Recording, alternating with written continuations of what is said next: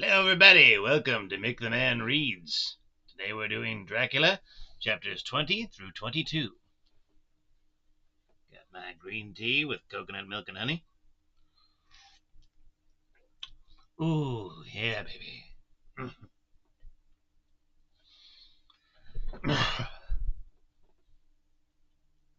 Chapter 20 of Jonathan Harker's Journal.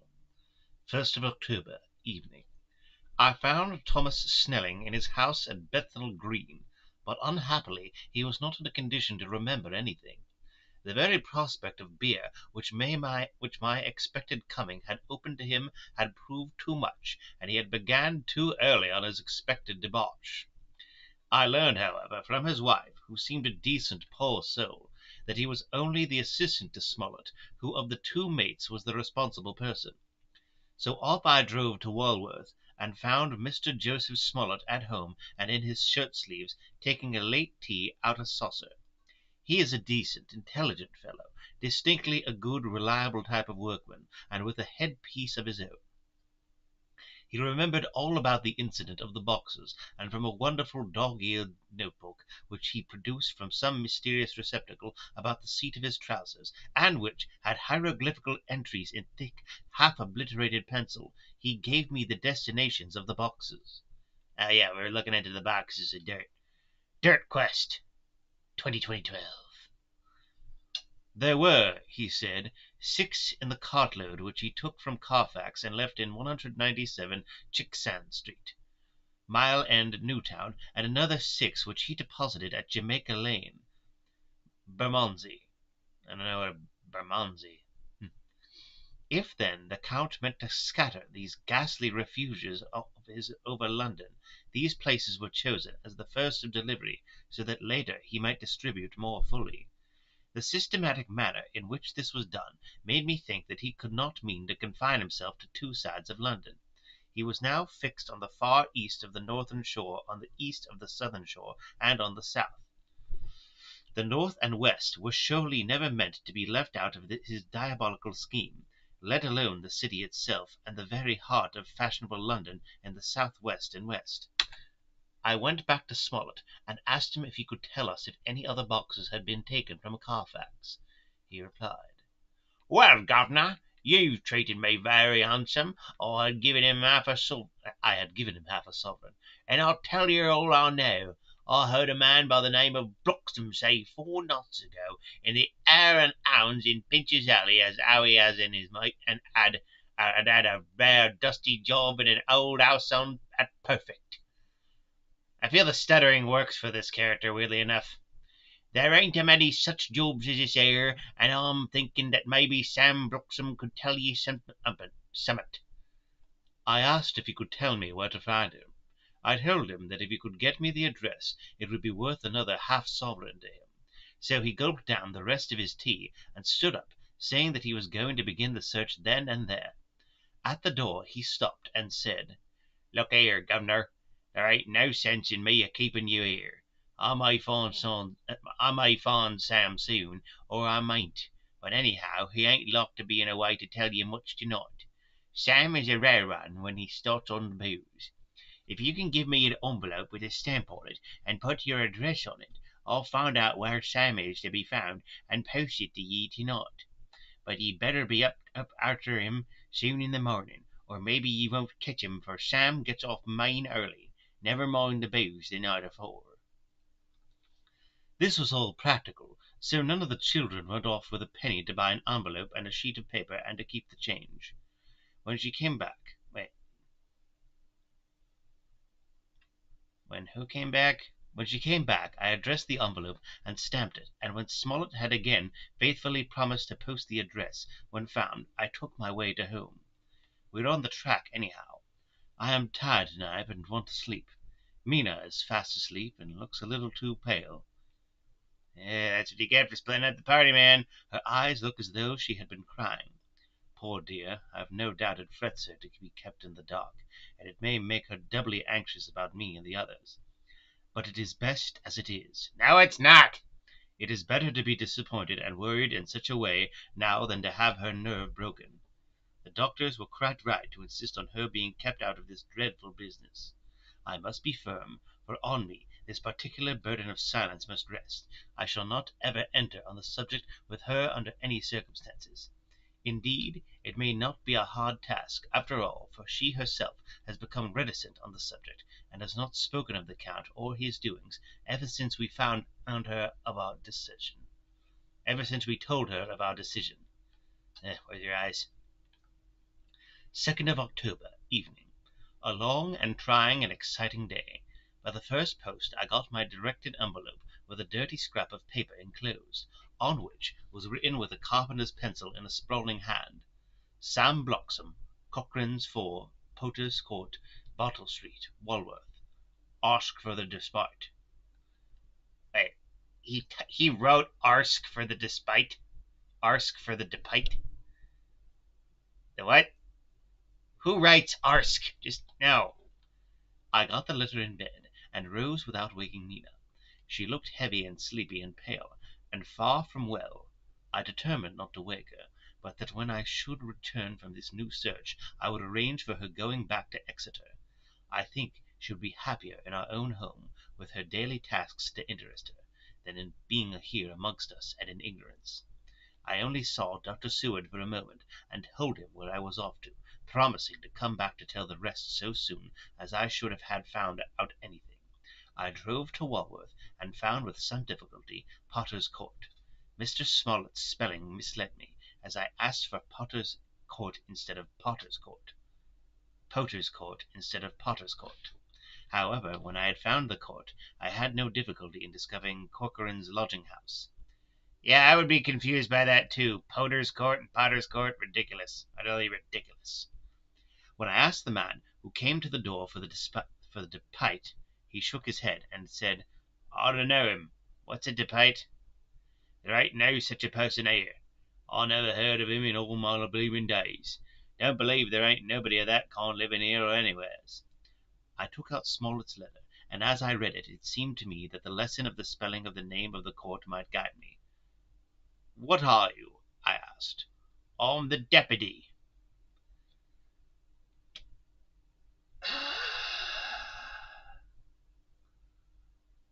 That joke pisses me off so much. Who writes deputy? He answered. I saw at once that I was on the right track. Phonetic spelling had again misled me. It misled all of us. Also, who spells deputy like A half-crown tip put the deputy's knowledge at my disposal, and I learned that Mr. Bloxham, who had slept off the remains of his beer on the previous night at Corcoran's, had left for his work at Poplar at 5 o'clock that morning. He could not tell me where the place of work was situated, but he had a vague idea that it was some kind of a new-fangled warehouse, and with this slender clue I had to start for Poplar. It was 12 o'clock before I got any satisfactory hint of such a building, and this I got at a coffee shop where some workmen were having their dinner. One of these suggested that there was being erected at Cross Angel Street a new cold storage building, and as this suited the condition of a new-fangled warehouse, I at once drove to it. An interview with a surly gatekeeper and a surlier foreman, both of whom were pleased with the coin of the realm, put me on the track of Bloxham. He was sent for on my suggesting that I was willing to pay his day's wages to his foreman for the privilege of asking him a few questions of a private matter. He was a smart enough fellow, though rough of speech and bearing. When I had promised to pay for his information and given him in earnest, he told me that he had made 2 journeys between Carfax and a house in Piccadilly, and had taken from this house, to the letter, 9 great boxes, main heavy ones, with a horse and a cart hired by him for this purpose. I asked him if he could tell me the number of the house in Piccadilly, to which he replied, "Well, governor, Jesus Christ, I am so sick of reading that. It feels like there's just like all these dock worker characters are all the fucking same. Well, governor, I forgets the number, but it was only a few doors from a big white church or something of the kind, not long built. It was a dusty old house too, though nothing to the dustiness of the house we took the bloomin' boxes from." "How did you get into the houses if they were both empty?" There was the old party what engaged we a-waiting in the house at Purfleet. He helped me to lift the boxes and put them in the dray. Curse me, but he was the strongest chap I ever struck, and him an old fellow with a white moustache, one that thin you would think he could have thrown a shatter. Wouldn't throw a shatter. How this phrase thrilled me through. How this phrase thrilled through me. Why, he took up his end of the boxes like they was pounds of tea, and me a puffin' and a blowin' afore I could happen to mind anyhow, and I'm no chicken neither. How did you get into the house in Piccadilly? I asked.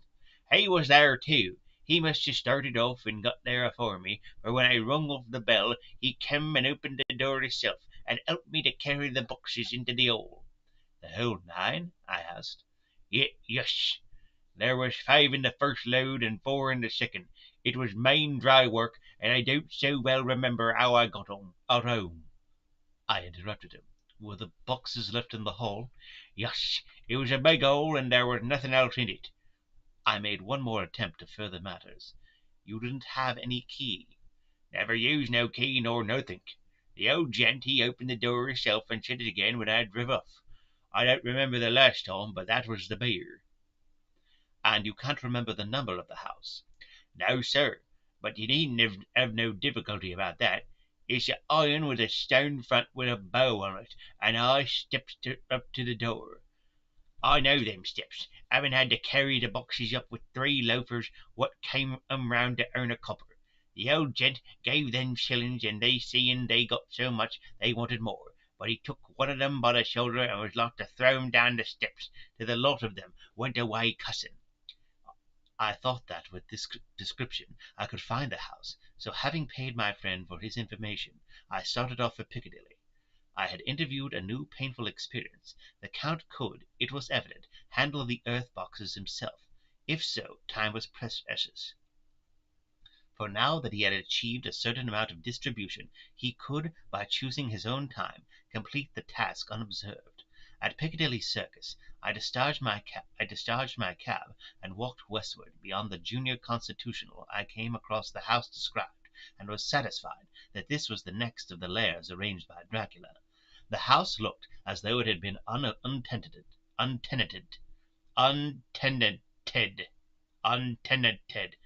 without tenants. The windows were encrusted with dust, and the shutters were up. All the framework was black with time, and from the iron the paint had mostly scaled away. It was evident that up to lately there had been a large notice board in front of the balcony. It had, however, been roughly torn away, the uprights which had supported it still remaining. Behind the rails of the balcony I saw there were some loose boards, whose raw edges looked white. I would have been given a good deal to have been able to see the notice board intact, as it would, perhaps, have been given some clue to the ownership of the house. I remembered my experience of the investigation and purchase of Carfax, and I could not but feel that if I could find the former owner there might be some means discovered of gaining access to the house. There was at present nothing to be learned from the Piccadilly side.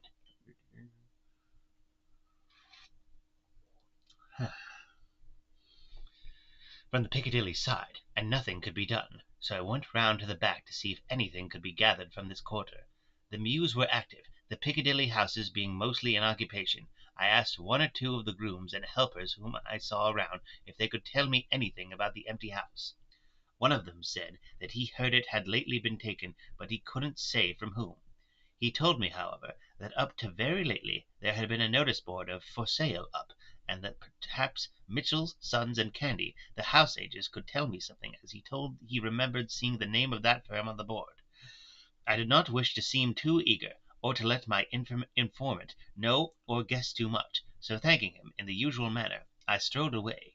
It was now growing dusk, and the autumn night was closing in, so I did not lose any time. Having learned the address of Mitchell, Sons, and Candy from a directory at the Berkeley, I was soon at their office in Sackville Street. The gentleman who saw me was particularly suave in manner, but uncommunicative in equal proportion. Having once told me that the Piccadilly house, which throughout our interview he called a mansion, was sold, he considered my business as concluded.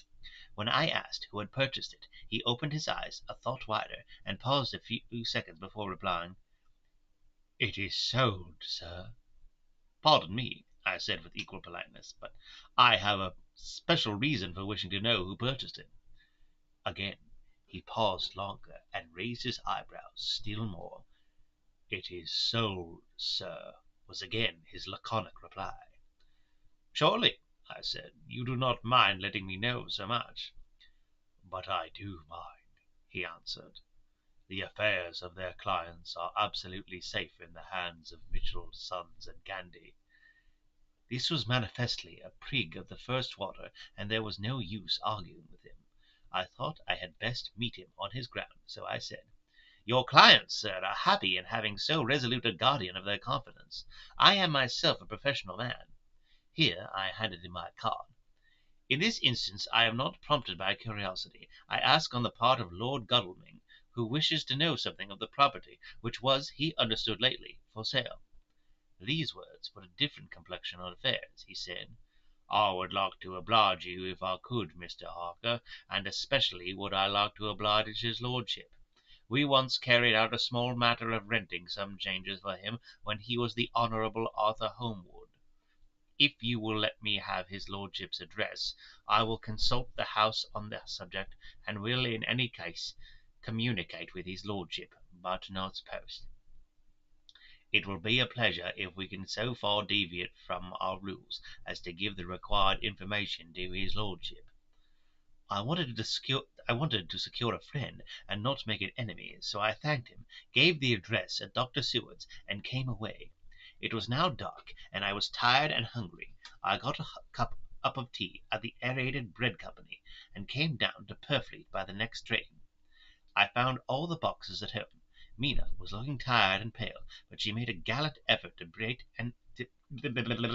bright and cheerful. It wrung my heart to think that I had to keep anything from her, and so caused her inquietude. Thank God, this would be the last night of her looking on at our confidences, and feeling the sting of not showing our confidence. It took all my courage to hold to the wise resolution of keeping her out of our grim task. She seems somehow more reconciled, or else the very subject seems to have become repugnant to her. For when any accidental allusion is made, she actually shudders. I am glad we made our resolution in time, as with such a feeling as this, our growing knowledge would be torture to her. "Yes, that's what's happening, Jonathan. Yeah, she's not being harassed by Dracula in her dreams or anything, dipshit." Yes, that's what I think's happening.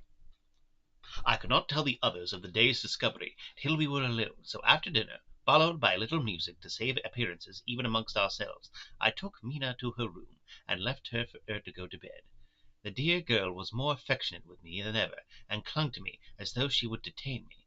But there was much to be talked of, and I came away. Thank God, the ceasing of telling things made no difference between us. When I came down again, I found the others all gathered round the fire in the study. In the train I had written my diary so far, and simply read it off to them as the best means of letting them get abreast of my own information. When I had finished, Van Helsing said, "This has been a great day's work, friend Jonathan.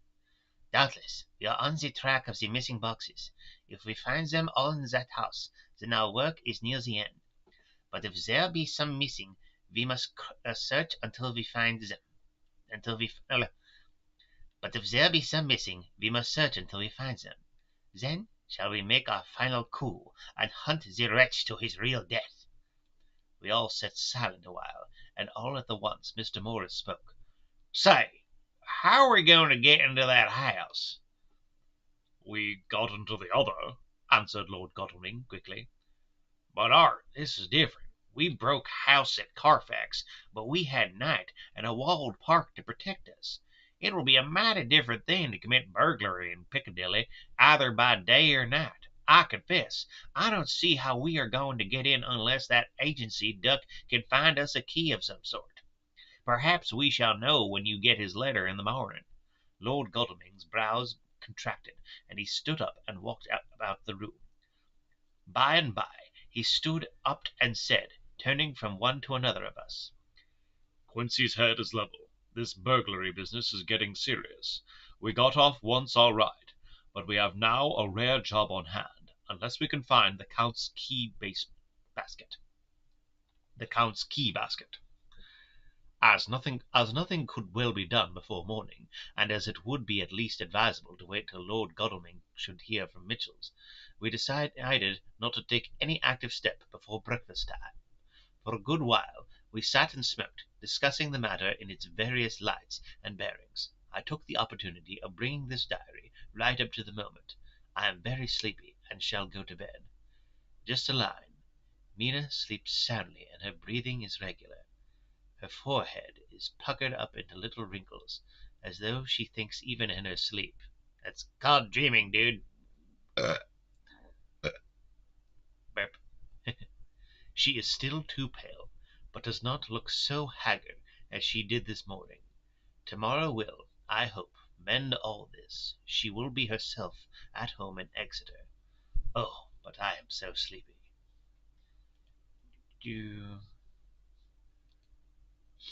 One view, average view duration, 1 minute 49 seconds. Pretty good. And a like. Thank you. Like her?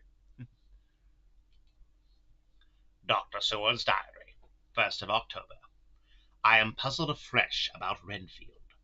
His moods change so rapidly that I find it difficult to keep touch of them, and as they always mean something more than his own well-being, they form a more than interesting study. This morning, when I went to see him after his repulse of Van Helsing, his manner was that of a man commanding destiny. He was, in fact, commanding destiny subjectively. He did not really care for any of the things of mere earth. He was in the clouds and looked down on all the weaknesses and wants of us poor mortals. I thought I would improve the occasion and learn something, so I asked him, "What about the flies these times?" He smiled on me in quite a superior sort of way, such a smile as would have become the face of Malvolio, as he answered me, "The fly, my dear sir, has one striking feature. Its wings are typical of the aerial powers of the psychic faculties. The ancients did well when they typified the soul as a butterfly." I thought I would push his analogy to its utmost logically, so I said quickly, "Oh, it is a soul you are after now, is it?" His madness foiled his reason, and a puzzled look spread over his face, as shaking his head with a decision which I had but seldom seen in him, he said, "Oh, no, no, no, no, no, oh, no. I want no souls. Life is all I want." Here he brightened up. "I am pretty indifferent about it at present. Life is all right. I have all I want. You want to get a new patient, doctor, if you wish to study zoophagy." This puzzled me a little, so I drew him on. "Then you command life. You are a god, I suppose." He smiled with an ineffably benign superiority. "Oh, no. Far be it from me to arrogate to myself the attributes of the deity. I am not even concerned in his especially spiritual doings.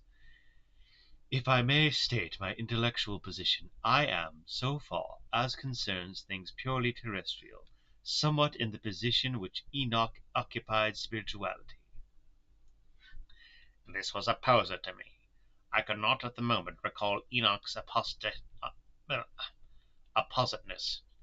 so I had to ask a simple question, though I felt that by doing so I was lowering myself in the eyes of the lunatic.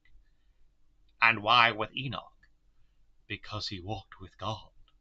I could not see the analogy, but did not like to admit it, so I harked back to what he had denied. "So you don't care about life, and you don't want souls. Why not?" I put my question quickly and somewhat sternly on purpose to disconnect him. The effort succeeded. For an instant he unconsciously relapsed into his old servile manner, bent low before me, and actually fawned upon me as he replied, "I don't want any souls, indeed, indeed. I don't. I couldn't use them if I had them. They would be no manner of use to me. I couldn't eat them, or—" He suddenly stopped, and the old cunning look spread over his face, like a wind sweep on the surface of the water. "And, doctor, as to life, what is it after all? When you've got all you require, and you know that you will never want, That is all. I have friends, good friends like you, Dr. Seward. This was said with a leer and an inexpressible cunning. I know that I shall never lack the means of life. I think that through the cloudiness of his insanity he saw some antagonism in me. For he at once fell back on the last refuge of such as he, a dogged silence. After a short time I saw that for the present it was useless to speak to him. He was sulky, and so I came away.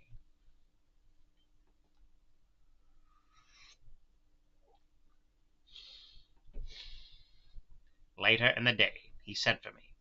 Ordinarily I would not have come without special reason, but just at present I am so interested in him that I would gladly make an effort.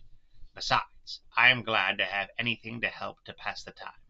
Harker is out following up clues, and so are Lord Godalming and Quincy. Van Helsing sits in my study poring over the record prepared by the Harkers. He seems to think that by accurate knowledge of all details he will light upon some clue. He does not wish to be disturbed in the work without cause. I would have taken him with me to see the patient, only I thought that after his last repulse he might not care to go again. There was also another reason. Renfield might not speak so freely before a third person as when he and I were alone. I found him sitting out in the middle of the floor on his stool, a pose which is generally indicative of some mental energy on his part. When I came in, he said at once, as though the question had been eating on his lips, What about souls? It was evident then that my surmise had been correct. Unconscious cerebration was doing its work, even with the lunatic. I determined to have the matter out. "What about them yourself?"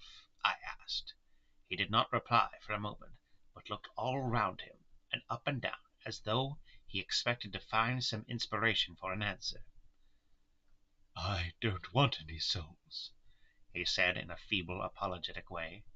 The matter seemed preying on his mind, and so I determined to use it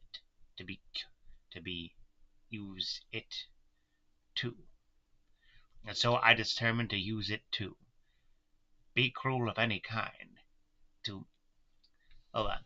The matter seemed preying on his mind, and so I determined to use it to be cruel of any kind. So I said, "You like life, and you want life." Oh, yes, but that is all right. You needn't worry about that. "But," I asked, "how are we to get the life without getting the soul also?" This seemed to puzzle him, so I followed it up. "A nice time you'll have some time when you're flying out there with the souls of thousands of flies and spiders, and birds and cats buzzing and twittering and meowing all round you. You've got their lives, you know, and you must put up with their souls. Something seemed to affect his imagination, for he put his fingers to his ears and shut his eyes, screwing them up tightly, just as a small boy does when his face is being soaped. There was something pathetic in it that touched me. It also gave me a lesson, for it seemed that before me was a child, only a child, though the features were worn, and the stubble of the jaws was white. It was evident that he was undergoing some process of mental disturbance, and knowing how his past moods had interpreted things seemingly foreign to himself, I thought I would enter his mind as well as I could and go with him. Let me read that again. I thought I would enter into his mind as well as I could and go with him. The first step was to restore confidence, so I asked him, speaking pretty loud, so that he would hear me through his closed ears, "Would you like some sugar to get your flies round again?" He seemed to wake up all at once, and shook his head. With a laugh he replied, Not much. Flies are poor things after all. After a pause, he added, But I don't want their souls buzzing around in me all the same. "Or spiders," I went on. Blow spiders! What's the use of spiders? There isn't anything in them to eat or... He stopped, suddenly, as though reminded of a forbidden topic. So, I thought to myself. This is the second time he suddenly stopped at the word drink. What does it mean? Renfield seemed himself aware of having made a lapse, for he hurried on, as though to distract my attention from it. Let's see. I don't take any stock at all in such matters.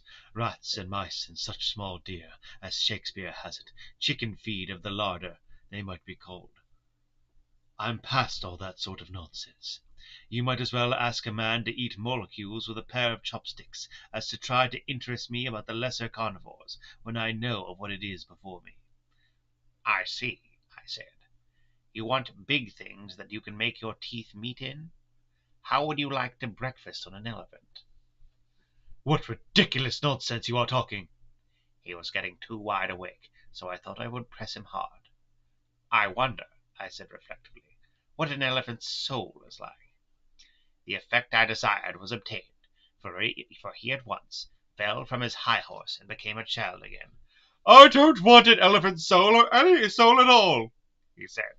For a moment he sat despondently. Suddenly he jumped to his feet, with his eyes blazing and all the signs of intense cerebral excitement. To hell with you and your souls, he shouted. Why do you plague me about souls? Haven't I got enough to worry and pain and distract me already, without thinking of souls? He looked so hostile that I thought he was in for another homicidal fit, so I blew my whistle. The instant, however, that I did so he became calm, and said apologetically, Forgive me, Doctor, I forgot myself. You do not need any help. I am so worried in my mind that I am apt to be irritable. If you only knew the problem I have to face, and that I am working out, you would pity and tolerate and pardon me. Pray do not put me in a strait waistcoat. I want to think, and I cannot think freely when my body is confined. I am sure you will understand. He has evidently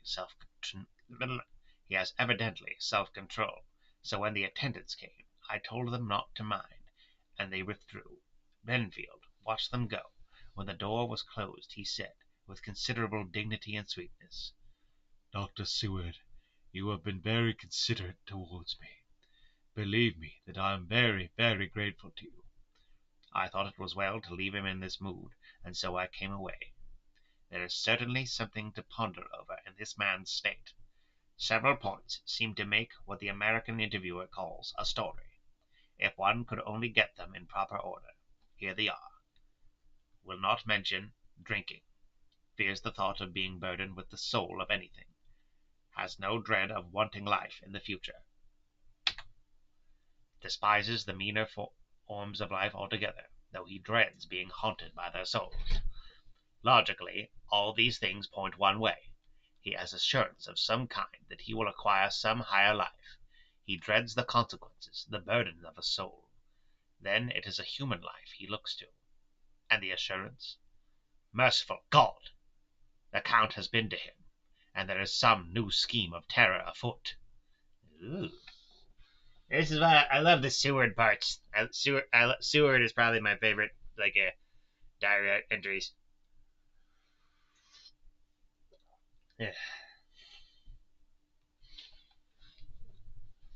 Later, I went after my round to Van Helsing and told him my suspicion. He grew very grave, and after thinking the matter over for a while, asked me to take him to Renfield. I did so. As we came to the door, we heard the lunatic within singing gaily, as he used to do in the time which now seems so long ago. Oh, that's how you spell gaily. Gaily. I thought it was a Y. Okay. Wait, shouldn't gay be spelled Gai then? Who decides this crap? When we entered, we saw with amazement that he had spread out his sugar as of old. The flies, lethargic with the autumn, were beginning to buzz into the room. We tried to make him talk of the subject of our previous conversation, but we would not attend. He went on with his singing, just as though we had not been present. He had got a scrap of paper and was folding it into a notebook. We had to come away as ignorant as we went in. His is a curious case indeed. We must watch him tonight. Letter. Mitchell, Sons and Candy to Lord Godalming. Oh, this isn't anybody we know. Letter. Mitchell's, Sons and Candy to Lord Godalming, 1st of October. My lord, we are at all times only too happy to meet your wishes. We beg, with regard to the desire of your lordship, expressed by Mr. Harker on your behalf, to supply the following information concerning the sale and purchase of number 347 Piccadilly. The original vendors are the executors of the late Mr. Archibald Winter Suffield. The purchaser is a foreign nobleman, Count de Ville. Really?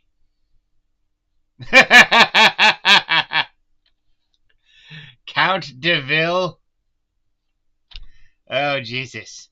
Who effected the purchase himself, paying the purchase money in notes over the counter, if your lordship will pardon us using so vulgar an expression. Beyond this, we know nothing whatever of him. We are, my lord, your lordship's humble servants, Mitchell's, Sons and Candy. Dr. Seward's Diary. Count de Ville? Count de Ville. Count de Ville. Dr. Seward's Diary. 2nd October. I placed a man in the corridor last night, and told him to make an accurate note of any sound he might hear from Renfield's room, and gave him instructions that if there should be anything strange he was to call me. After dinner, when we had all gathered round the fire in the study, Mrs. Harker having gone to bed, we discussed the attempts and discoveries of the day. Harker was the only one who had any result, and we are in great hopes that his clue may be an important one. Before going to bed, I went round to the patient's room and looked in through the observation trap. He was sleeping soundly, and his heart rose and fell with regular respiration. This morning, the man on duty reported to me that a little after midnight he was restless and kept saying his prayers somewhat loudly. I asked him if that was all. He replied that it was all he heard. There was something about his manner so suspicious that I asked him point blank if he had been asleep. He denied sleep, but admitted to having dozed for a while. It is too bad that men cannot be trusted unless they are watched. Today, Harker is out following up his clue, and Art and Quincy are looking after horses.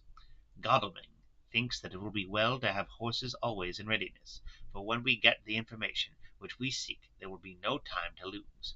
We must sterilize all the imported earth between sunrise and sunset. We shall thus catch the Count at his weakness, and without a refuge to fly to. Van Helsing is off to the British Museum, looking up some authorities on ancient medicine.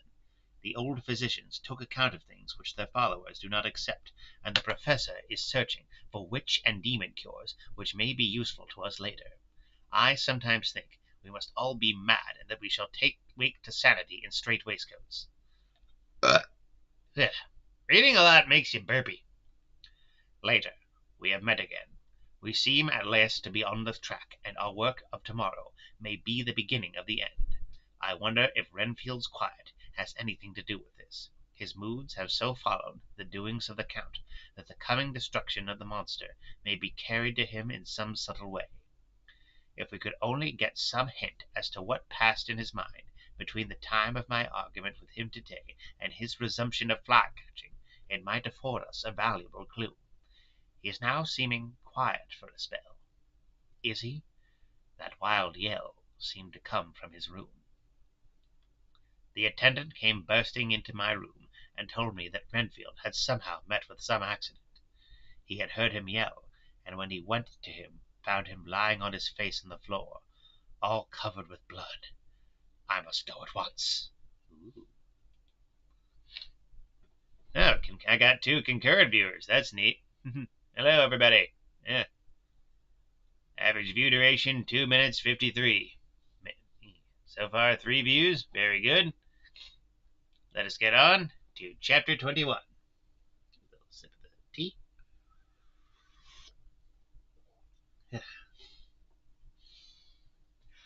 Dr. Seward's Diary, 3rd of October. Let me put down with exactness all that happened, as well as I can remember it, since last I made an entry. Not a detail that I can recall must be forgotten. In all calmness I must proceed. When I came to Renfield's room, I found him lying on the floor, on his left side, in a glittering pool of blood. When I went to move him, it became at once apparent that he had received some terrible injuries. There seemed none of that unity of purpose between the parts of the body which marks even lethargic sanity. As the face was exposed, I could see that it was horribly bruised, as though it had been beaten against the floor. Indeed, it was from the face wounds that the pool of blood originated. The attendant, who was kneeling beside the body, said to me as we turned him over, cell phone noise, "I think, sir, his back is broken.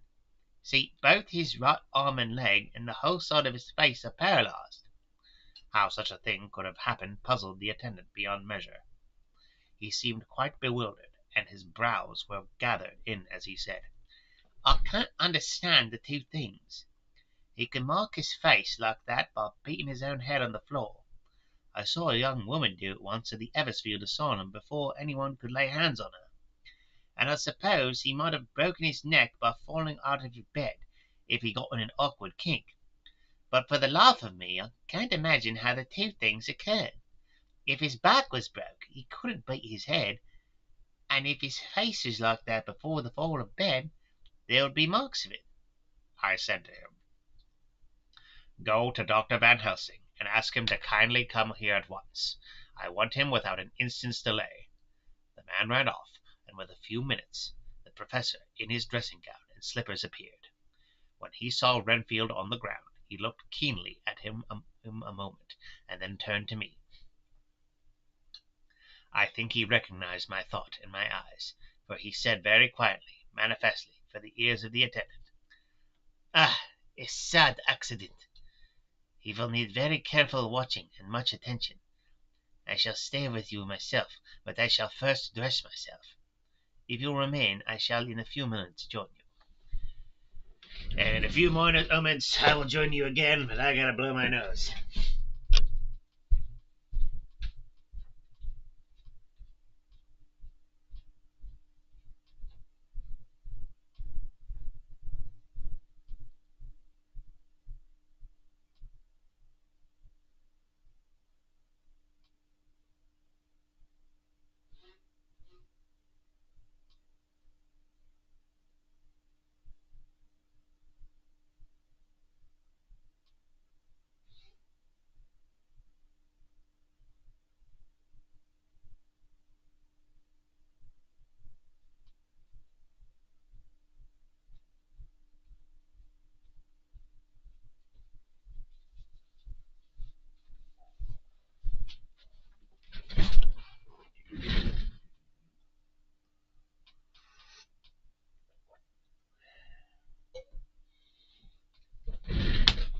The patient was now breathing stertorously, and it was easy to see that he had suffered some terrible injury. Van Helsing, returning with extraordinary celerity, bearing with him a surgical case. He had evidently been thinking and had his mind made up, for almost before he looked at the patient he whispered to me, "Send the attendant away. We must be alone with him when he becomes conscious. After the operation." So I said, "I think that will do now, Simmons. We have done all that we can at present. You had better go your round, and Dr. Van Helsing will operate. Let me know instantly if there be anything unusual anywhere." The man withdrew, and we went into a strict examination of the patient. The wounds of the face were superficial. The real injury was the depressed fracture of the skull, extending right up through the motor area. The professor thought a moment and said, "We must reduce the pressure and get back to normal condition as far as he can be. The rapidity of this effusion shows the terrible nature of his injury. The whole motor area seems affected. The diffusion of the brain will increase quickly, so he must trephine at once, or it may be too late." As he was speaking, there was a soft tapping at the door. I went over and opened it, and found in the corridor without Arthur and Quincy, in pajamas and slippers. The former spoke. "I hear your man call you up, Dr. Van Helsing, and tell him of an accident. So I woke Quincy, or rather called for him, as he was not asleep. Things are moving too quickly and too strangely for sound sleep for any of these times. I've been thinking that tomorrow night we will not see things as they have been. We'll have to look back and forward a little more than we have done. May we come in?" I nodded, and held the door open till they had entered. Then I closed it again. When Quincy saw the attitude and state of the patient, and noted the horrible pool on the floor, he said softly, "My God, what has happened to him? Poor devil." I told him briefly, and added that we expected he would recover consciousness after the operation, for a short time at all events.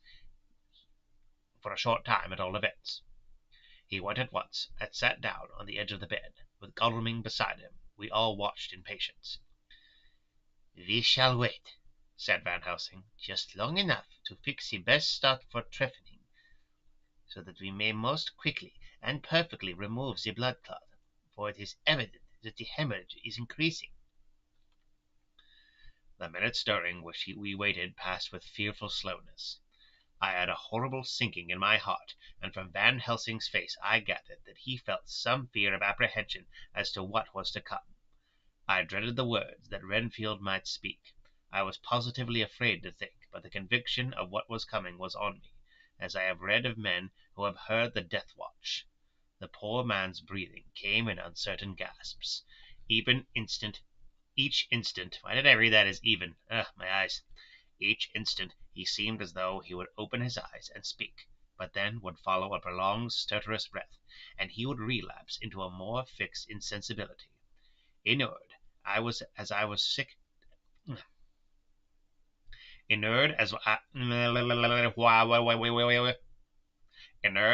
to sick beds and death, this suspense grew and grew upon me. I could almost hear the beating of my own heart, and the blood surging through my temples sounded like blows from a hammer. The silence finally became agonizing. I looked at my companions, one after another, and saw from their flushed faces and damp brows that they were enduring equal torture. There was a nervous suspense over us all, as though overheard some dread bell would peal out powerfully when we would least expect it. At last there came a time when it was evident the patient was sinking fast. He might die at any moment. I looked up at the professor and caught his eye fixed on mine. His face was sternly set as he spoke. "There is no time to lose. His words may be worth many lives. I have been thinking so as I stood here. It may be there is a soul at stake. It may be there is a soul at stake. It may be there is a soul at stake. We shall operate just above the ear." Without another word he made the operation. For a few moments the breathing continued to be stertorous. Then there came a breath so prolonged that it seemed as though it would tear open his chest. Suddenly his eyes opened and became fixed in a wild, helpless stare. This was continued for a few moments. Then it softened to a glad surprise, and from the lips came a sigh of relief. He moved convulsively, and as he did so, said, "I'll be quiet, Doctor. Tell them to take off the strait waistcoat. I have had a terrible dream, and it has left me so weak that I cannot move. What's wrong with my face? It feels all swollen, and it smarts dreadfully." He tried to turn his head, but even with the effort his eyes seemed to grow glassy again, so I gently put it back. Then Van Helsing said in a quiet, grave tone, "Tell us your dream, Mr. Renfield." As he heard the voice, his face brightened through its mutilation, and he said, "That is Dr. Van Helsing. How good it is of you to be here. Give me some water, my lips are dry, and I shall try to tell you. I dreamed." He stopped and seemed fainting. I called quietly to Quincy, "The brandy. It is in my study. Quick." He flew and returned with a glass, the decanter of brandy, and a carafe of water. We moistened the parched lips. Can't read that there. And the patient quickly revived. It seemed, however, that his poor injured brain had been working in the interval, for when he was quite conscious he looked at me piercingly, with an agonized confusion which I shall never forget, and said, "I must not deceive myself. It was no dream, but a grim reality." Then his eyes roved round the room. As they caught sight of the two fingers sitting patiently on the edge of the bed, he went on, "If I were not sure already, I would know from them. For an instant his eyes closed, not with pain or sleep, but voluntarily, as though he were bringing all his faculties to bear. When he opened them, he said hurriedly, and with more energy than he had yet displayed, "Quick, doctor, quick! I am dying. I feel that I have but a few minutes, and then I must go back to death, or worse. Wet my lips with brandy again. I have something that I must say before I die, or before my poor cursed brain does anyhow. Thank you. It was that night after you left me, when I implored you to let me go away. I couldn't speak then, for I felt my tongue was tied, but I was insane then, except in that way as I am now. I was in an agony of despair for a long time after you left me. It seemed hours. Then there came a sudden peace to me. My brain seemed to cool again, and I realized where I was. I heard the dogs bark behind our house, but not where he was." As he spoke, Van Helsing's eyes never blinked, but his hand came out and met mine and gripped it hard. He did not, however, betray himself. He nodded slightly and said, "Go on," in a low voice. Renfield proceeded.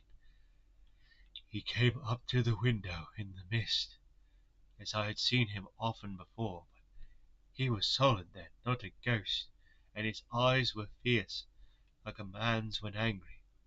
He was laughing with his red mouth. The sharp white teeth glinted in the moonlight when he turned to look back over the belt of trees to where the dogs were barking. I couldn't ask him to come in at first, though I knew he wanted to, just as he had wanted all along.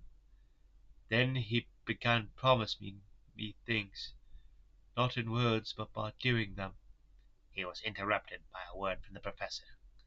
"How?" "By making them happen, just as he used to send in the flies when the sun was shining. Great big fat ones with steel and sapphire on their wings, and big moths in the night, with skull and crossbones on their back." Van Helsing nodded to him as he whispered to me unconsciously, "The Acrantia asteropops of the Sphinges, what you call the death's head moth." The patient went on without stopping.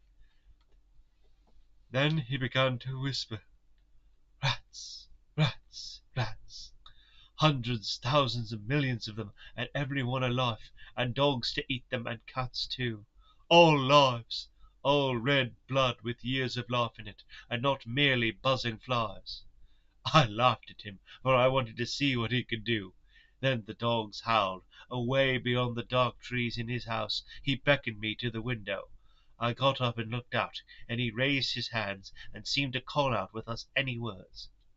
A dark mass spread over the grass, coming on like the shape of a flame of fire, and then he moved the mist to the right and left, and I could see that there were thousands of rats with their eyes blazing red like his, only smaller. He held up his hand, and they all stopped him, and I thought he seemed to be saying, "All, all these lives will I give you, aye, and many and greater, through countless ages, if you will fall down and worship me."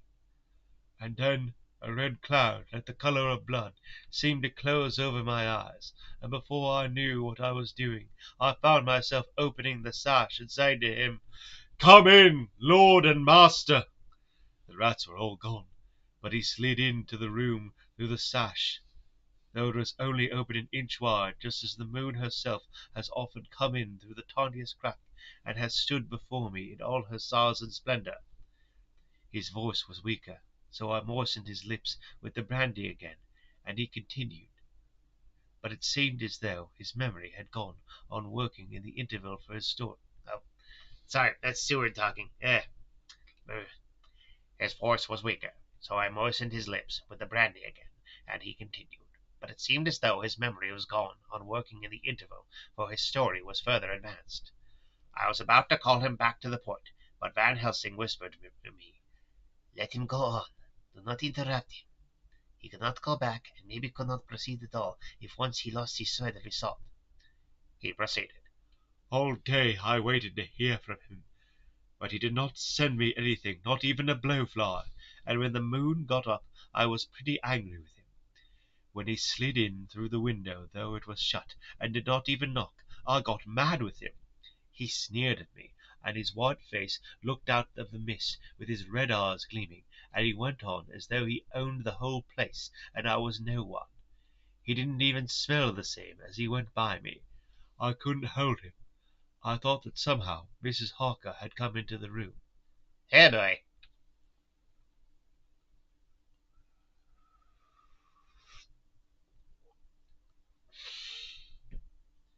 The two men sitting on the bed stood up and came over, standing behind him so that he could not see them, but where they could hear better. They were both silent, but the Professor started and quivered. His face, however, grew grimmer and sterner still. Renfield went on without noticing. When Mrs. Harker came in to see me this afternoon, she wasn't the same. It was like tea after the teapot had been watered. Here we all moved, but no one said a word. He went on. I didn't know that she was here till she spoke, and she didn't look the same. I don't care for the pale people. I like them with lots of blood in them, and hers had all seemed to have run out. I didn't think of it at the time, but when she went away I began to think, and it made me mad to know that he had been taking the life out of her. I could feel the rest quivered as I did, but we remained otherwise still. So when he came tonight I was ready for him. I saw the mist stealing in, and I grabbed it tightly. I had heard that madmen have unnatural strength, and as I knew I was a madman at times anyhow, I resolved to use my power. Aye, and he felt it too, for he had to come out of the mist to struggle with me. I held tight, and I thought I was going to win, for I didn't meet him to take any more of her life till I saw his eyes. They burned into me, and my strength became like water. He slipped through it, and when I tried to cling to him, he raised me up and flung me down. There was a red cloud before me, and a noise like thunder, and the mist seemed to steal away under the door. His voice was becoming fainter, and his breath more stertorous. That's a word that I never really read that much, stertorous. Van Helsing stood up instinctively. We know the verse now, he said. He is here, and we know his purpose. It may be not too late. Let us be armed, the same as we were the other night, but lose no time. There is not an instant to spare. There was no need to put our fear, nay our conviction, into words. We shared them in common. We all hurried, and took from our rooms the same things that we had when we entered the Count's house. The Professor had his ready, and as we went in the corridor, he pointed to them significantly as he said, They never leaves me, and they shall not till this unhappy business is over. Be wise also, my friends. It is no common enemies that we deal with. Alas, alas, that dear Madam Mina should suffer. He stopped. His voice was breaking, and I do not know if rage or terror predominated in my own heart. Outside the Harker's door we paused. Art and Quincy held back, and the latter said, Should we disturb her? We must, said Van Helsing grimly. If the door be locked, I shall break it in. May it not frighten her terribly? It is unusual to break into a lady's room. Wait.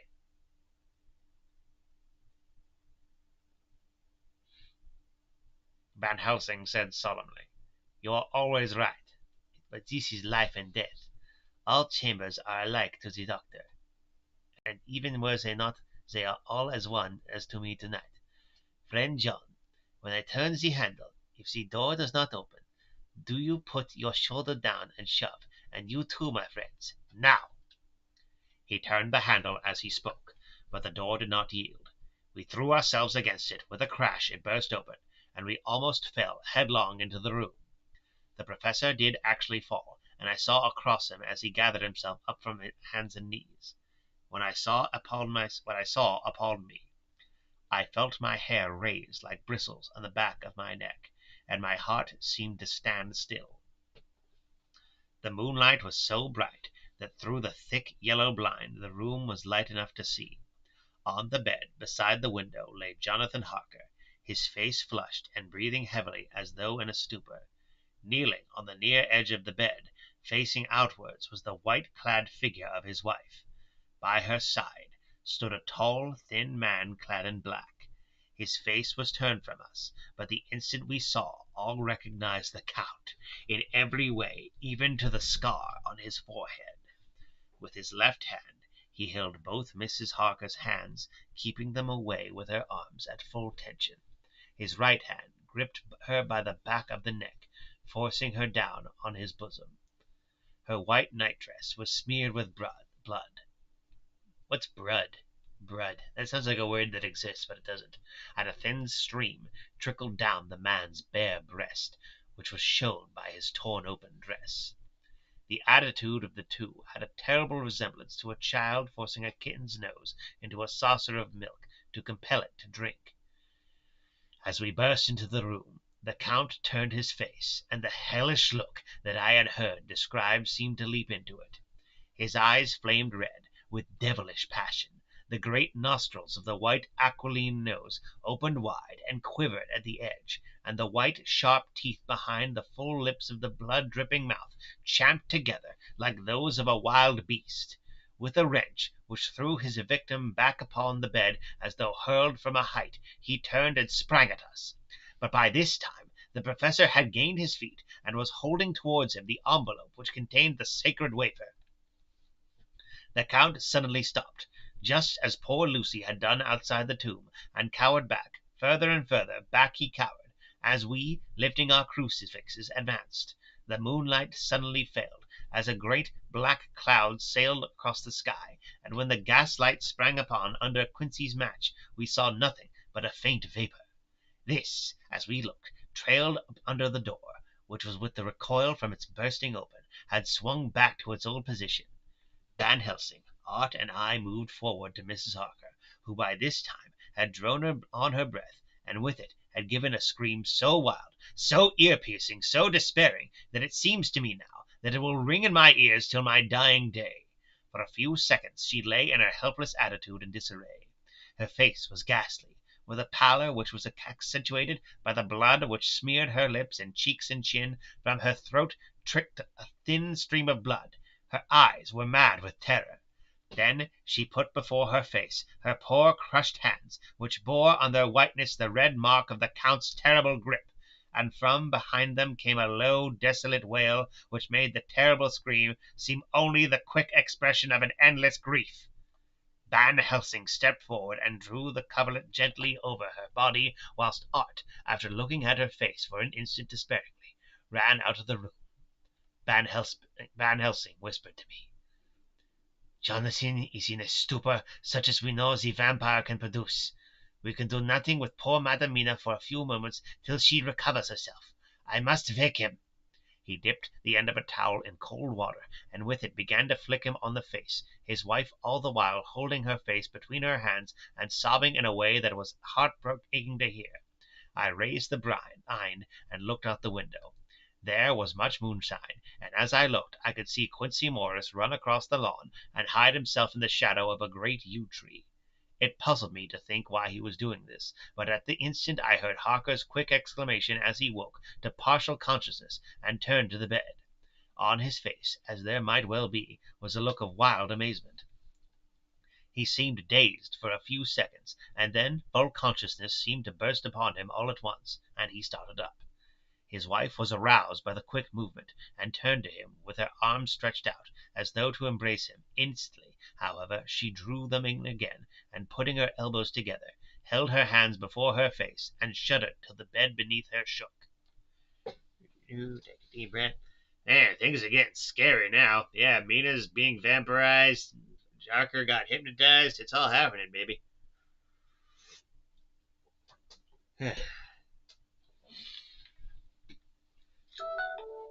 Cell phone noise. In God's name, what does this mean? Harker cried out. Dr. Seward, Dr. Van Helsing, what is it? What has happened? What is wrong? Mina, dear, what is it? What does that blood mean? My God! My God! Has it come to this? And raising himself to his knees, he beat his hands wildly together. Good God, help us! Help her! Oh, help her! With a quick movement, he jumped from bed and began to pull on his clothes, all the men in him awake at the need for instant exertion. What has happened? Tell me all about it, he cried without pausing. Dr. Van Helsing, you love Mina, I know. Oh, do something to save her. It cannot have gone too far yet. Guard her while I look for him. His wife, through her terror and horror and distress, saw some sure danger to him. Instantly forgetting her own grief, she seized hold of him and cried out, "No, no, Jonathan, you must not leave me. I had suffered enough tonight. God knows without the dread of his harming you. You must stay with me, stay with these friends who will watch over you." Her expression became frantic as she spoke, and he, yielding to her, she pulled him down, sitting on the bedside, and clung to him fiercely. Van Helsing and I tried to calm them both. The Professor held up his little golden crucifix and said with wonderful calmness, "Do not fear, my dear. We are here, and whilst this is close to you, no foul thing can approach. You are safe for tonight, and we must be calm and take counsel together." She shuddered and was silent, holding down her head on her husband's breast. When she raised it, his white night-robe was stained with blood where her lips had touched, and where the thin open wound in her neck had sent forth drops. The instant she saw it she drew back, with a low wail, and whispered amidst choking sobs, "Unclean! Unclean! I must touch him or kiss him no more. Oh, that it should be that it is I who am now his worst enemy, and whom he may have most cause to fear. To this he spoke out resolutely. "Nonsense, Mina! It is a shame to me to hear such a word. I will not hear it of you, and I shall not hear it from you. May God judge me by my deserts, and punish me with more bitter sufferings than even this hour, if by any act or will of mine anything ever come between us." He put out his arms and folded her to his breast, and for a while she lay there sobbing. He looked at us over her bowed head. He looked at us over her bowed head, with eyes that blinked damply above his quivering nostrils. His mouth was set as steel. After a while her sobs became less frequent and more faint, and then he said to me, speaking with a studied calmness which I felt tried his nervous power to the utmost, "And now, Dr. Seward, tell me all about it. Too well I know the broad fact. Tell me all that has been." I told him exactly what had happened. Wait, is this John talking, or... I think this is Van Helsing. I told him exactly what had happened, and he listened with seeming impassiveness, but his nostrils twitched and his eyes blazed, as I told him how the ruthless hands of the Count had held his... Okay, that is Jonathan talking. God damn it.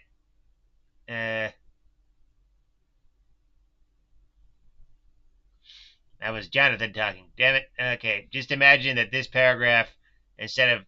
I already read that. Yeah. Damn it, I thought that was Van Helsing speaking for some reason. Ugh. You know what, I'll reread it. "Nonsense, Mina. It is a shame to me to hear such a word. I will not hear it of you, and I shall not hear it from you. May God judge me by my deserts, and punish me with more bitter suffering than even this hour, if by any act or will of mine anything ever come between us." He put out his arms and folded her to his breast, and for a while she lay there sobbing. He looked at us over her bowed head, with eyes that blinked damply above his quivering nostrils. His mouth was set as steel. After a while her sobs became less frequent and more faint, and then he said to me, speaking with a studied calmness which I felt tried his nervous power to the utmost, "And now, Dr. Seward, tell me all about it. Too well I know the broad fact. Tell me all that has been." I told him exactly what had happened, and he listened with seeming impassiveness, but his nostrils twitched and his eyes blazed as I told how the ruthless hands of the Count had held his wife in that terrible and horrid position, with her mouth to the open wound in his breast. It interested me, even at that moment, to see that whilst the face of white set passion worked convulsingly over the bowed head, the hands tenderly and lovingly stroked the ruffled hair. Just as I had finished, Quincy and Godalming knocked at the door. They entered in obedience to our summons.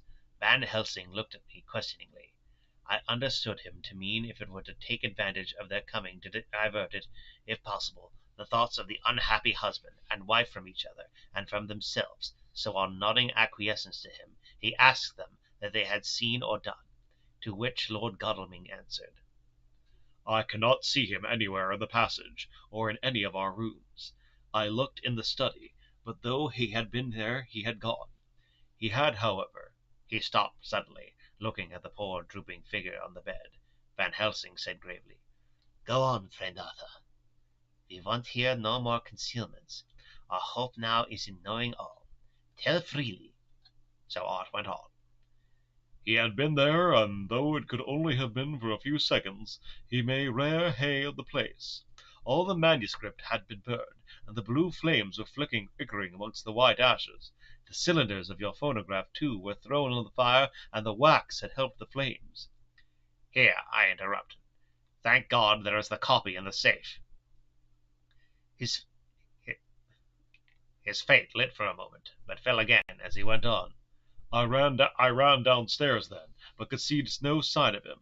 I looked into Renfield's room, but there was no trace there except— Again he paused. Go on, said Harker hoarsely, so he bowed his head, and moistened his lips with his tongue, added, except that the poor fellow is dead.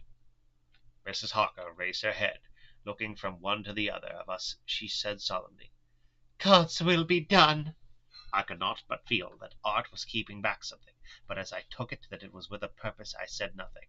Van Helsing turned to Morris and asked, And you, friend Quincy, have you any to tell? A little, he answered. It may be much eventually, but at present I can't say. I thought it well to know, if possible, where the Count would go when he left the house. I did not see him, but I saw a bat rise from Renfield's window and flap westward. I expected to see him in some shape go back to Carfax, but he evidently sought some other lair. He will not be back tonight, for the sky is reddening in the east and the dawn is close. We must work tomorrow. He said the latter words through his shut teeth. For a space of perhaps a couple of minutes there was silence, and I could fancy that I could hear the sound of our hearts beating. Then Van Helsing said, placing his hand very tenderly on Mrs. Harker's head, And now, Madam Mina, oh dear Mina, Madam Mina, tell us exactly what happened. God knows that I do not want that you be pained, but it is needs that we know all, for now more than ever has all work to be done quick and sharp, and in deadly earnest. The day is close to us at mest and all. If it may be so, and now is the chance that we may live and learn. Yes, live and learn that telling Mina to just take a bunch of naps after being helpful to you guys for a billion chapters was a bad idea, as well as leaving any of you idiots alone, 'cause then Dracula's gonna come after you, you big, silly billies. One could interpret this as it's like a saying that if you don't involve women in things when they are fully capable, bad things will happen. So is that weirdly a feminist narrative? I don't know. Let's see where we are. Four views, 2 concurrent, 9 minutes, 56 seconds. All right. The poor dear lady shivered, and I could see the tension of her nerves as she clasped her husband closer to her and bent her head lower and lower, still on his breast. Then she raised her head proudly and held out one hand to Van Helsing, who took it in his, and after stooping and kissing it reverently, held it fast. The other hand was locked in that of her husband, who held his other arm thrown round her protectingly. After a pause, in which she was evidently ordering her thoughts, she began.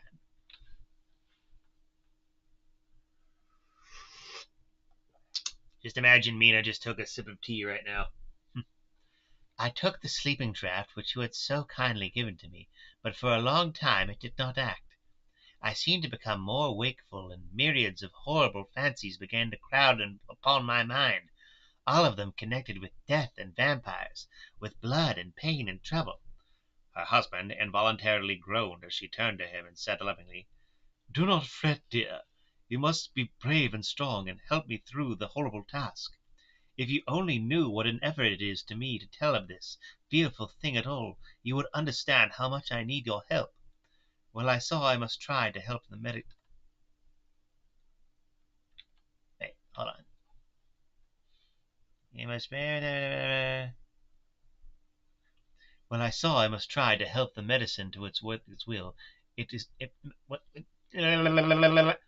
To work its will, if it was to do me any good. So I resolutely... Okay, wait a minute. Hold on.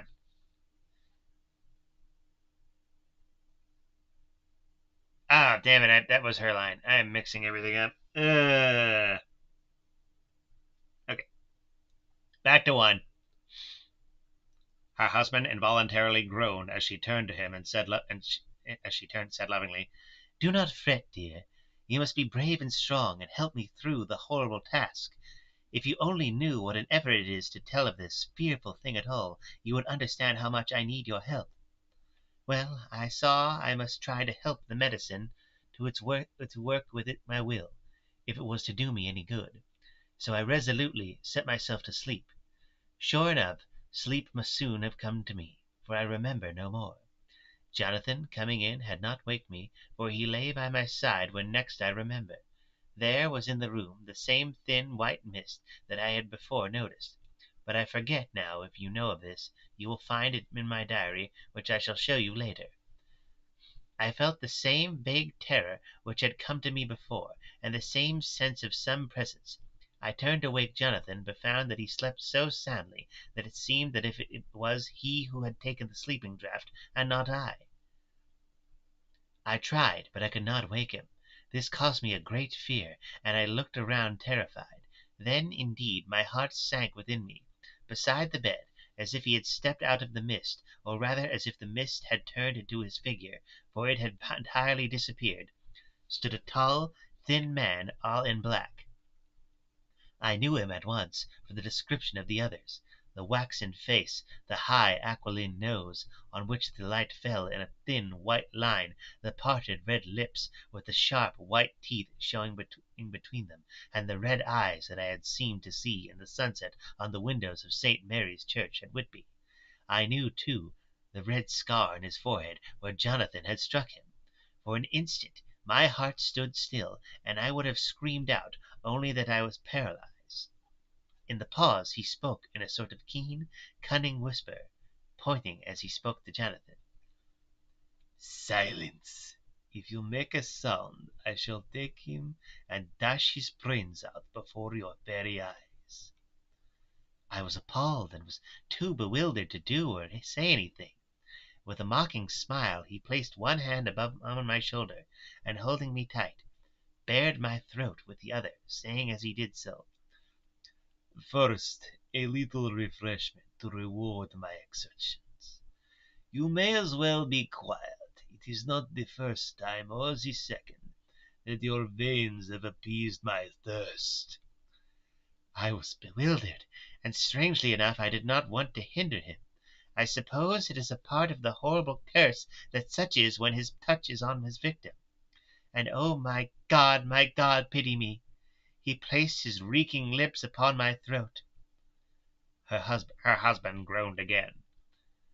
She clasped his hand harder, and looked at him pityingly, as if he were the injured one, and went on. I felt my strength fading away, and I was in a half swoon. How long this horrible thing lasted I know not, but it seemed that a long time must have passed before he took his foul, awful, sneering mouth away. I saw it drip with the fresh blood. The remembrance seemed for a while to overpower her, and she dropped and would have sunk down but for her husband's sustaining arm. With a great effort she recovered herself and went on. Then he spoke to me mockingly. "And so you, like the others, would play your brains against me. You would help these men to hunt me and frustrate me in my designs. You know now, and they know in part already, and will know in full before long, what it is to cross my path. They should have kept their energies for use closer to home. Whilst they played wits against me, who command nations, and intrigued for them, and fought for them hundreds of years before they were born, I was countermanding them. And you, their best beloved one, are now to me flesh of my flesh, blood of my blood, kin of my kin, my bountiful winepress for a while, and shall be later on my companion and my helper. You shall be avenged in turn, for not one of them but shall minister to your needs. But as yet you are to be punished for what you have done. You have aided in thwarting me. Now you shall come to my call. When my brain says, come, to you shall land or sea to my bidding, and to that end this. With that he pulled open his shirt, and with his long, sharp nails opened a vein in his breast. When the blood began to spurt out, he took my hands in one of his, holding them tight, and with the other seized my neck and pressed my mouth to the wound, so that I must either suffocate or swallow some of the... Oh, my God! My God! What have I done? What have I deserved to suffer such a fate? I who have tried to walk in meekness and righteousness all my days. God pity me. Look down on a poor soul in worse than mortal peril, and in mercy pity those to whom she is dear. Then she began to rub her lips, as though to cleanse them from pollution. As she was telling her terrible story, the eastern sky began to quicken, and everything became more and more clear. Harker was still and quiet, but over his face, as the awful narrative went on, came a grey look which deepened and deepened in the morning light, till when the first red streak of the coming dawn shot up, the flesh stood darkly out against the whitening hair. We have arranged that one of us is to stay within call of the unhappy pair till we can meet together and arrange about taking action. Of this I am sure. The sun rises today on no more miserable house in all the great round of its daily course. Damn, that was... Oh, I felt Mina there. Oh. So the lesson here is never split up the party, because Dracula's gonna get you. Yeah, it's just like what not to do when facing the Dark Lord. Okay, what are we at? Hour 22 minutes, one more chapter to go. Hope anyone who's watching this is enjoying it. Any comments? No? Chapter 22. Jonathan Harker's Journal. 3rd of October. As I must do something or go mad, I write this diary. It is now 6 o'clock, and we are to meet in the study in half an hour and take something to eat, for Dr. Van Helsing and Dr. Seward are agreed that if we do not eat we cannot work our best.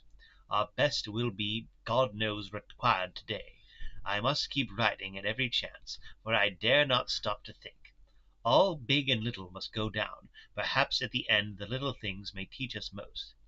The teaching, big or little, could not have landed Mina or me anywhere worse than we are today. However, we must trust and hope. Poor Mina told me just now, with the tears running down her dear cheeks, that it is in trouble and trial that our faith is tested, that we must keep on trusting, and that God will aid us up to the end. The end! Oh, my God, what end? To work, to work. When Dr. Van Helsing and Dr. Seward had come back from seeing Paul Renfield, we went gravely into what was to be done. First, Dr. Seward told us that when he and Dr. Van Helsing had gone down to the room before, they had found Renfield lying on the floor all in a heap. His face was all bruised and crushed in, and the bones of the neck were broken. Dr. Seward asked the attendant who was on duty in the passage if he had heard anything. He said that he had been sitting down. He confessed to half dozing when he heard loud voices in the room, and then Renfield had called out several times, "God! God! God!" After that, I'm going into Seward. After that, there was a sound of failing, and when he entered the room, he found him lying on the floor, face down, just as the doctors had seen him. Van Helsing asked if he had heard voices or a voice, and he said he could not say, that at first it had seemed to him as if there were two, but as there was no one in the room, it could have only been one. He could swear to it, if required, that the word God was spoken by the patient. Dr. Seward said to us, when we were alone, that he did not wish to go into the matter. The question of an inquest had to be considered, and it would never do to put forward the truth, as no one would believe it. As it was, he thought that on the attendant's evidence he could give a certificate of death by misadventure in falling from bed. In case the coroner should demand it, there would be a formal inquest necessary to the same result. When the question began to be discussed as to what should be our next step, the very first thing we decided was that Mina should be in full confidence that nothing of any sort, no matter how painful, should be kept from her. Fucking finally! She herself agreed to it as its wisdom, and it was pitiful to see her so brave, and yet so sorrowful and in such a depth of despair. "There must be no concealment," she said. "Alas, we have had too much already, and besides there is nothing in all the world that can give me more pain than I have already endured, than I suffer now. Whatever may happen, it must be of new hope or of new courage to me." Van Helsing was looking at her fixedly as she spoke, and said, sudden but quietly, "But dear Madam Mina, are you not afraid, not for yourself, but for others from yourself, after what has happened?" Her face grew set in its lines, but her eyes shone with the devotion of a martyr as she answered, "Ah, no, for my mind is made up." "To what?" he asked gently, whilst we were all very still, for each in our own mind way. Why did I read? I read mind somewhere. For each in our own way, we had sort of a vague idea of what she meant. Her answer came with direct simplicity, as though she was simply stating a fact. "Because if I find in myself, and I shall watch keenly for it, a sign of harm to any of you, Damn it, this is a really good line. "Because if I find in myself, and I shall watch keenly for it, a sign of harm to any of that I love, I shall die." "You would not kill yourself?" he asked hoarsely. "I would, if there were no friend who loved me, who would save me such a pain and so desperate an effort." She looked at him meaningly as she spoke. He was sitting down, but now he rose and came close to her, and put his hand on her head as he said solemnly, "My child, there is such an one. Look at that. My child, there is such an one." That's bad writing. Okay. I'm not giving it the Victorian excuse. That's just really, that's weirdly written. "My child, there is such an one if it were for your good. For myself, I could hold it in my account with God to find such a euthanasia for you, even at this moment, if it were best. Nay, were it safe. But my child—" For a moment he seemed choked, and a great sob rose in his heart. He gulped it down and went on. "There are here some who would stand between you and death. You must not die. You must not die by any hand, but least of all by your own. Until the other, who has fouled your sweet life, is true dead, you must not die, for if he is still with the quick undead, your death would make you even as he is. No, you must live. You must struggle and strive to live. So death would seem a boon unspeakable. You must fight death himself, though he came to you in pain or in joy. By the day or the night, in safety or in peril, on your living soul, I charge you that you do not die, nay, nor think of death, till this great evil be past." The poor dear grew white as death, and shook and shivered, as I have seen a quicksand shake and shiver at the incoming of the tide. We were all silent. We could do nothing. At length she grew more calm, and turning to him, said, sweetly, but oh, so sorrowfully, as she spread out her hand, "I promise you, my dear friend, that if God will let me live, I shall strive to do so, till, if it may be in his good time, this horror may have passed away from me." She was so good and brave that we all felt that our hearts were strengthened to work and endure for her, and we began to discuss what we were to do. I told her that she was to have all the papers in the safe, and all the papers or diaries and phonographs we might hereafter use, and was to keep the record as she had done before. She was pleased with the prospect of anything to do, if "please" could be used in connection with so grim an interest. As usual, Van Helsing had thought ahead of everything else, and was prepared with an exact ordering of our work. It is perhaps well, he said, that our meeting after our visit to Carfax we decided not to do anything with the earth boxes that lay there. Had we done so, the Count must have guessed our purpose, and would doubtless have taken measures in advance to frustrate such an effort with regard to the others. But now he does not know our intentions. Nay, more in all probability, he does not know that such a power exists to us as can sterilize his lairs, so that he cannot use them as of old. We are now so much further advanced in our knowledge as to their disposition, that when we have examined the house in Piccadilly, we may track the very last of them. Today, then, is ours, and in its rest our hope. The sun that rose on our sorrows this morning guards us in its course. Until it sets tonight, that monster must retain whatever form he now has. He is confined within the limitations of its earthly envelope. He cannot melt into thin air, nor disappear through cracks or chinks or crannies. If he goes through a doorway, he must open the door like a mortal. And so we have this day to hunt out all his lairs and sterilize them.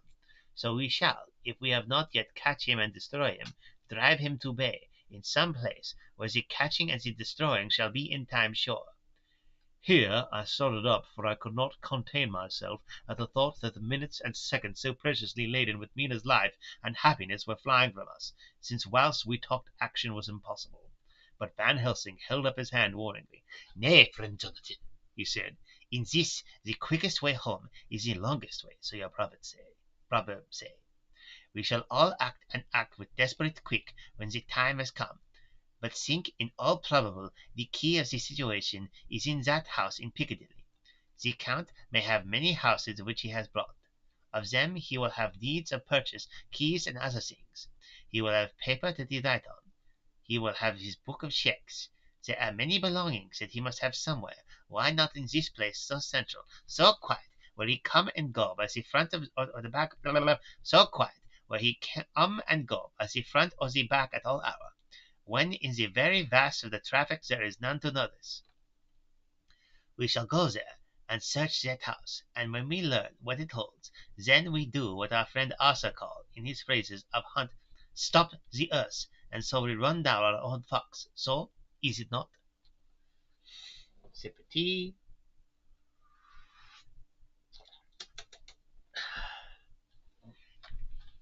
"Then let us come at once," I cried. "We are wasting the precious, precious time." The professor did not move, but simply said, "And how are we to get into that house in Piccadilly?" "Any way," I cried. "We shall break in if need be." "And your police, where will they be, and what will they say?" I was staggered, but I knew that if he wished to delay he had a good reason for it. So I said as quietly as I could, "Don't wait more than need be, you know. I am sure what torture I am in." "Ah, my child, that I do, and indeed there is no wish of me to add to your anguish. But just think, what can we do until all the world be at movement? Then will come our time. I have sought and sought, and it seems to me the simplest way is the best of all. Now we wish to get into the house, but we have no key. Is it not so?" I nodded. "Now suppose that you were in truth the owner of that house, and could not still get it, and think there was to you no conscience of the housebreaker. And what would you do?" "I should get a respectable locksmith and set him to work to pick the lock for me." "And your police, they would interfere, would they not?" "Oh, no, not if they knew the man was properly employed." "Then," he looked at me as keenly as he spoke, "all that is in doubt is the conscience of the employer, and the belief of your policeman as to whether or not that employer has a good conscience or a bad one. Your police was indeed a zealous man, and clever, oh so clever, in reading the heart, and they trouble themselves in such manner. No, no, my friend Jonathan, you go take the lock off 100 empty house in this your London, or any city in the world, and if you do it at such things are rightly done, and at the time such things are rightly done. Hold on, let me read that again. And if you do it at such things are rightly done, and at the time such things are rightly done. Okay, he did say it twice. No one will interfere. I have read of a gentleman who owned a so fine house in London, and when he went for months of summer to Switzerland and locked up his house, some burglar came and broke window at back and got in. Then he went and made open the shutters in front and walk out and in through the door before the very eyes of the police. Then he have an auction in that house and advertise it and put up big notice, and when the day come he sell off by a great auctioneer all the goods of that other man who owned them. Then he go to a builder as he sells them that house, making an agreement that he pull it down and take all away with a certain time. And your police and other authority help him all they can. And when the owner come back from his holiday in Switzerland and find only an empty hole where the house had been, this was all done en règle, and in our work we shall be en règle too. We shall not go so early that the policemen who have then little to think of shall deem it strange, but we shall go after 10 o'clock, when there are many about, and such things would be done were he be not owners of the house. That was probably the most insane real estate scam of all time. Ugh. Breaking into a house, forging ownership, and then selling it and everything.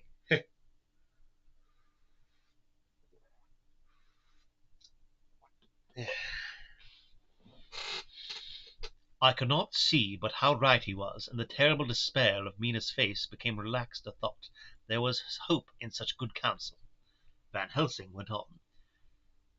When once within that house, we may find more clues. At any rate, some of us can remain there, whilst the rest find the other places where there be more earth boxes, at Bermondsey and Mile End. Lord Godalming stood up.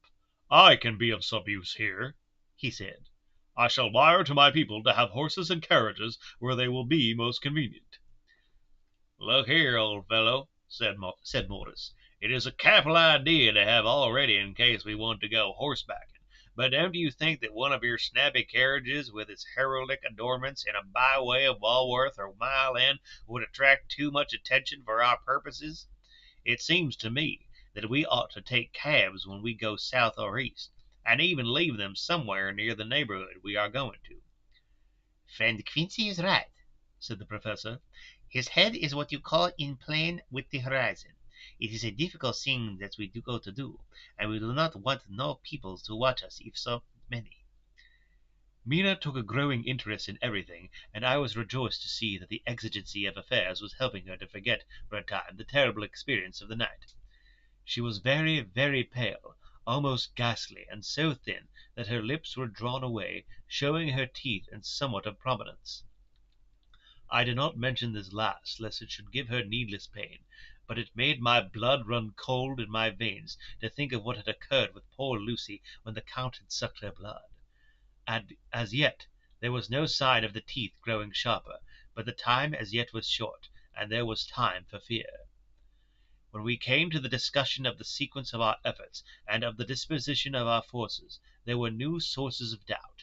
It was finally agreed that before starting for Piccadilly we should destroy the Count's lair close at hand, in case he should find it out too soon.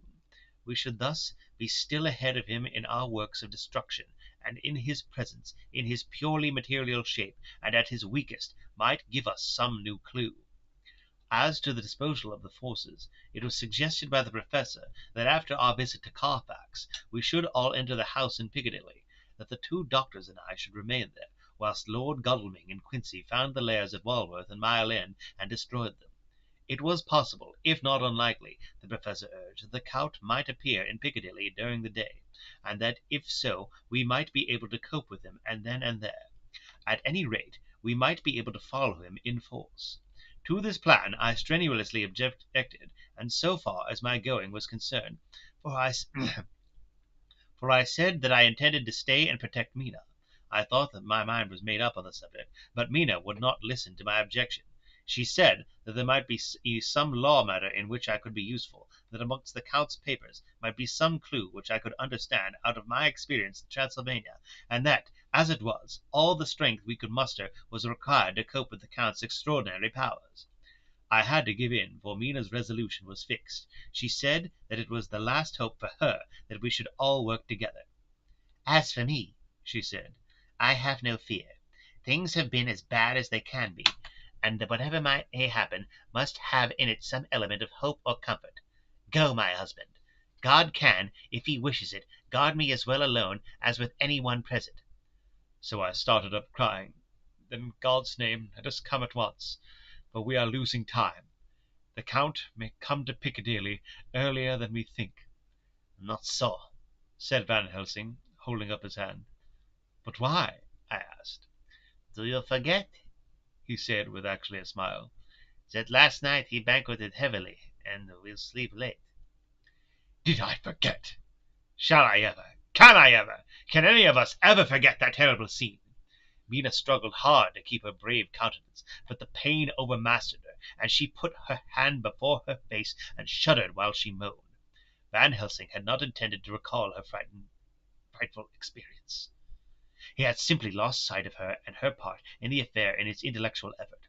When it struck him what he said, he was horrified at his thoughtfulness and tried to comfort her. "Oh, Madam Mina," he said, "dear, dear Madam Mina, alas! that I of all who so reverence you should have anything so forgetful. These stupid old lips of mine and this stupid old head do not deserve so, but you will forget it, will you not?" He bent low beside her as he spoke. She took his hand, and, looking at him through her tears, said hoarsely, "No, I shall not forget, for it is well that I remember. And with it I have so much in memory of you that it is sweet that I take it all together. Now you must all be going soon. Breakfast is ready, and we must all eat that we may be strong." Breakfast was a strange meal to us all. We tried to be cheerful and encourage each other, and Mina was the highest, the brightest, and most cheerful of us. When it was over, Van Helsing stood up and said, "Now, my dear friends, we go forth to our terrible enterprise. Are we all armed, as we were on that night when first we visited our enemy's lair, armed against ghostly as well as carnal attack?" We all assured him. "Then it is well. Now, Madam Mina, you are in any case quite safe here until the sunset, and before then we shall return, if we shall return. But before we go, let me see you armed against personal attack. I have myself, since you came down, prepared your chamber by the placing of things of which you know, so that he may not enter. Now let me guard yourself. On your forehead I touch this piece of sacred wafer, in the name of the Father, the Son, and—" There was a fearful scream, which almost froze our hearts to hear. As he had placed the wafer on Mina's forehead, it had seared it, and burned into the flesh, as though it had been a piece of white-hot metal. My poor darling's brain had told her the significance of the fact as quickly as her nerves received the pain of it, and the two so overwhelmed her that her overwrought nature had its voice in that dreadful scream. But the words to her thought came quickly. The echo of the scream had not ceased to ring on the air when there came the reaction, and she sank on her knees on the floor in an agony of abasement, pulling her beautiful hair over her face. As the leopard of old his mantle, she wailed out, "Unclean! Unclean! Even the Almighty shuns my polluted flesh. I must bear this mark of shame upon my forehead until the judgment day." They all paused. I had thrown myself beside her in an agony of helpless grief, and putting my arms around her held her tight. For a few minutes our sorrowful hearts beat together, whilst the friends around us turned away their eyes that ran tears silently. Then Van Helsing turned and said gravely, so gravely that I could not help feeling that he was in some way inspired, and was stating things outside himself, "It may be that you may have to bear that mark till God himself see fit, as he most surely shall on the judgment day, to redress all wrongs of the earth and of his children that he has placed thereon. And oh, Madam Mina, my dear, may we who love you be there to see, when that red scar, the sign of God's knowledge of what has been, shall pass away, and leave your forehead as pure as the heart we know. For so surely as we live, that scar shall pass away when God sees right to lift the burden that is upon us. Till then we bear our cross, as his Son did, in obedience to his will. It may be that we are chosen instruments of his good pleasure, and that we ascend to his bidding, as at others through stripes and shame, through tears and blood, through doubts and fears, and all that makes the difference between God and men." There was hope in his words, and comfort, and they made for resignation. Mina and I both felt so, and simultaneously we each took one of the old man's hands and bent over and kissed it. Then, without a word, we all knelt down together, and all holding hands swore to be true to each other. We men pledged ourselves to raise the veil of sorrow from the head of her whom each in his own way we loved, and we prayed for help and guidance in the terrible task which lay before us. It was then time to start, so I said farewell to Mina, a parting which neither of us shall forget to our dying day, and we set out. To one thing I have made up my mind. If we find out that Mina must be a vampire in the end, then she shall not go into the unknown and terrible land alone. I suppose it is thus that in old times one vampire meant many, just as their hideous bodies could only rest in sacred earth. So the holiest love was the recruiting sergeant for the ghostly ranks. We entered Carfax without trouble, and found all things the same as on the first occasion. It was hard to believe that amongst so prosaic surroundings and neglect and dust and decay there was any ground for such fear as already we knew. Had not our minds been made up, and had there not been terrible memories to spur us on, we could hardly have proceeded with our task. We found no papers or any sign of use in the house, and in the old chapel the great boxes looked just as we had seen them last. Dr. Van Helsing said to us solemnly as we stood before them, "And now, my dear friends, we have a duty here to do. We must sterilize this earth to sacred of holy memories that he has brought from a far distant land for such fell use. He has chosen this earth because it has been holy. Thus we defeat him with his own weapon, for we make it more holy still. It was sanctified to such use of man, now we sanctify it to God." As he spoke, he took from his bag a screwdriver and a wrench, and very soon the top of one of the cases was thrown open. The earth smelled musty and close, but we did not somehow seem to mind, for our attention was concentrated on the professor. Taking from his box a piece of the sacred wafer, he laid it reverently on the earth, and then shutting it down, the lid began to screw it home, we aiding him as he worked. One by one we treated in the same way each of the great boxes, and left them as we had found them to all appearance, but in each was a portion of the host. When we closed the door behind us, the professor said solemnly, "So much is already done. If it may be that with all the others we can be so successful, then the sunset of this evening may shine on Madam Mina's forehead, all white as ivory and with no stain." As we passed across the lawn on our way to the station to catch our train, we could see the front of the asylum. I looked eagerly, and in the window of my own room saw Mina. I waved my hand to her, and nodded to tell that our work there was successfully accomplished. She nodded in reply, to show that she understood. The last I saw, she was waving her hand in farewell. It was with a heavy heart that we sought the station, and just caught the train, which was steaming in as we reached the platform. I have written this in the train. Tea break. Piccadilly, 12:30 o'clock.